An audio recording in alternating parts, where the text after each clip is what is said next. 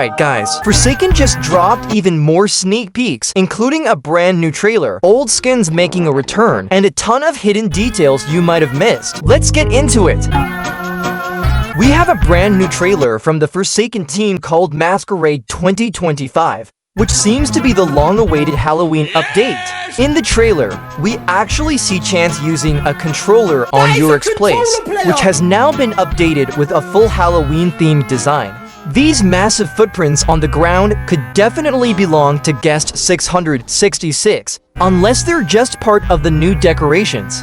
Then Chance walks inside the house and finds a brand new collectible currency, the Halloween currency, which will probably be used to buy skins and other exclusive items in-game.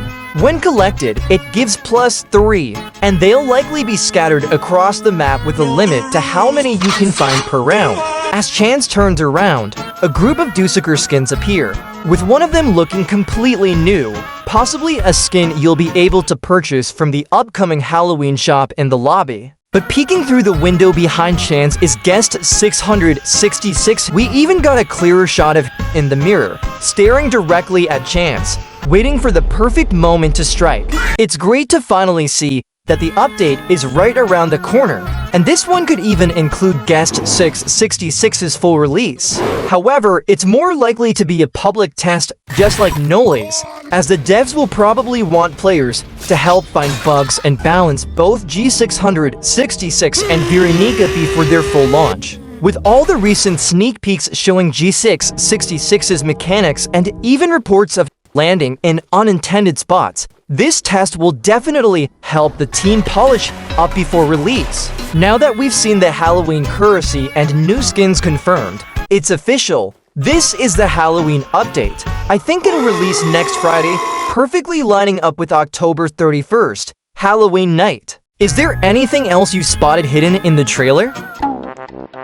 So the big return of a noob skin that once caused the entire game to break and freeze servers from loading matches is finally happening. The skin is now back in development and will hopefully release in the Halloween update. The return of this skin better not break the game again, as Elisa mentioned she's still unsure why it even happened in the first place. There have been some funny suggestions about its animations, like having the skin slide across the map, just like how it was back in Dynablox, the original Roblox. This is easily one of the strongest skins in Forsaken, completely demolishing the Spectre, and if it's added back, it might just break the game for a second time, but I can't prove it. Well, let's see what happens when Genesis finally returns to the game. A beloved skin that was removed for being broken seems to be making a return. The Jog to Time skin has been shown off by Geophysic, who was testing it out. However, the skin is still very buggy, with the scarf around to Time's neck completely floating around by itself. Even with any movement, it stays detached and drifts away from him.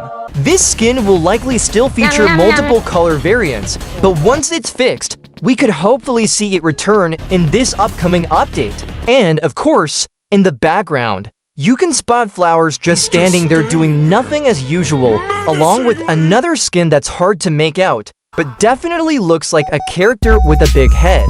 There are also several Dusakers in the background, which could be part of the Halloween event, though that's still unclear. Either way, it's great to see progress being made. Maybe more removed skins will be fixed and reintroduced soon. The team really seems locked in on cleaning up these bugs. We got a very mysterious screenshot of Chance aiming at some random monster with the quote "fight or flight." It kind of looks like the yellow one, but in green, except this one actually follows you and can probably jump scare or damage you. A lot of people are saying it's similar to Evil Scary from Die of Death, which has a comparable design and also includes a jump scare when you play that game mode. This could be part of another collab with Die of Death, featuring a different version of Evil Scary. However, it might also be a brand new game mode coming with the Halloween update, where you'll likely have to run and hide from the green monster. Some have even suggested that the quote might reference Starved Eggman, a creepy concept of Dr. Eggman, hinting at a possible collab, but with the green monster shown, that seems pretty unlikely.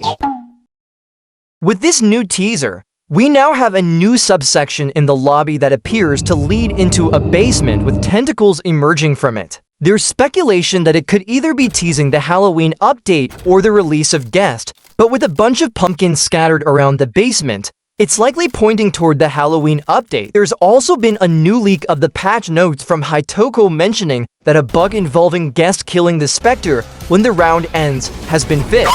Does this mean we'll finally be seeing the Spectre revealed in-game with this update? This could just be the team noting down internal fixes and development issues, especially since the text before mentions these being references for stability testing. Either way, here's hoping we get to see the Spectre in this update. So there was a new sneak peek released that seems to be an LMS or an enraged ability used by Guest 666 called Bloodhunt.